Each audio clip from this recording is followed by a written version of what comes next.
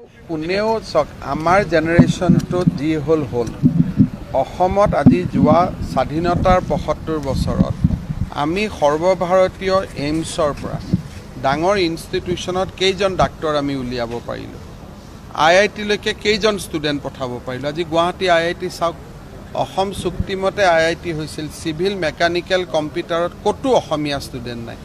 গতিকে আমি কিমান দিন এনেকৈ থাকিম?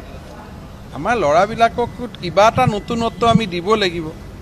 এতিয়া যদি কম্পিউটাৰটো তেওঁলোকে পৰিকলন যন্ত্ৰ বুলি পঢ়ে, তেতিয়াহ'লে সেই ল'ৰাজনে IIT বা এইমছত ছিট পাবগৈ নেকি? কিন্তু তাৰ জেগাত ল'ৰাটোৱে যদি দুইটাই জানে, কম্পিউটাৰ বুলিও জানে, পৰিকলন যন্ত্ৰ বুলিও জানে, তেওঁ ছিটো পাব, ভাষাটোও ৰক্ষা হ'ব।